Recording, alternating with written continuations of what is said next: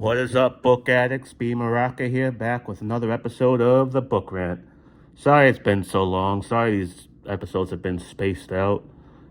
But I'm going to try to do these more weekly. I've just been studying how to grow my YouTube and TikTok podcasts more, how to make more engaging titles for you guys.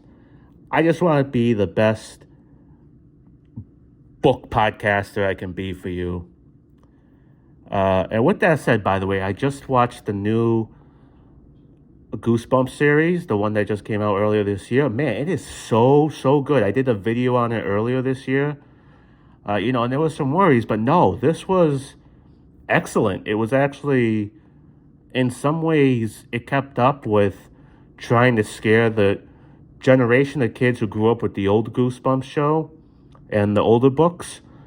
This show's goal seemed like it wanted to creep that same generation out as adults, and I think it did it. It's not like overly bloody or gory or anything. There's no sex or stuff. It's not on the R-rated level like the Fear Street movies on Netflix, but still, I'm serious, guys. Yeah, check it out. It's on Disney Plus, and I gave it an easy 10 out of 10. Yeah, before we get into the book, please like and subscribe and share this channel. Thank you, and let's get into it. Every Last Fear by Alex Finley. Man, this book is one I read a while ago, but it is still edged in my mind. This is one of those books that I like to say cuts right to the meat of the story, but it's also not completely fast-paced. Like, it's not an action thriller that keeps going one action scene after another. No, there is some moments where it slows down to focus on the mystery and the characters, but you like it.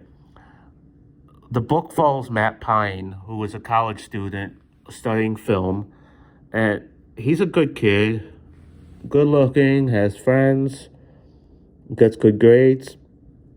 His family does have a dark history, though. His older brother, Danny, is serving life in prison for murdering his old girlfriend in high school. And as you can imagine, something like that breaks family apart. Matt is pretty estranged from the rest of his family, mostly his father. Like, it mentions that he still keeps in contact with his mother and everything, but none of that matters because very early in the book, Matt's family is killed. His father, his mother, his little sister and brother, they are all found dead in a vacation house in Mexico. Not only does Matt wonder why they're dead, he wonders why they were even there, you know? And this all goes back to Danny. He goes to visit Danny in prison and tell him what happened. Danny is so distraught, and his only response is to Matt to not come back to the prison to see him. Meanwhile, in between Matt's story of mourning his family and trying to figure out why this happened to him and how he's going to continue living in this world alone now that his whole family is literally gone. He has no one, and he's an adult, It's not like he can go to foster care or anything. It really sets in that fear of living in this world alone. You can relate to Matt as a young adult who is trying to navigate a world of taxes, jobs, bills, having to stand on your own 2 feet. You can't focus on mom and dad. Matt goes through all those fears. And luckily, what's really heartwarming with our story is he has a group of friends to fall back on, and one of whom he has a romantic interest in. And it's all all these characters have like their own personalities, they're like a group of misfits that hang out together.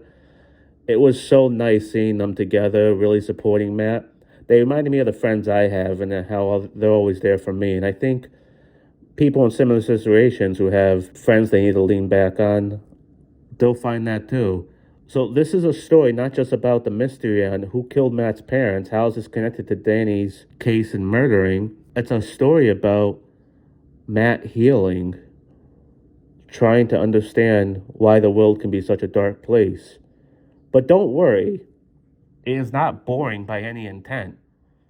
No, because we also get a lot of this book focused on the FBI agent who reminds me so much of Deborah Morgan from Dexter because of her tough girl and smart cop wits. You follow her, and she actually doesn't think other than the cops and her fellow agents, she doesn't think that this was just some like accident or random thing. She thinks all this is connected, just like Matt does, and she follows on her own trail to figure out what's going on. Why was his family killed? Why was that girl killed all those years ago? And did Danny do it? So while you follow Matt's story of, he also investigates, don't get me wrong, and has his own confrontations that are very interesting. There's a lot of characters in this story that both him and the FBI agent meet. A film crew that basically has documented Danny's whole experience. Other cops who lost their jobs because, or got demoted because basically interrogating Danny without a parent there. You get to get the point of view of Matt's parents before they died.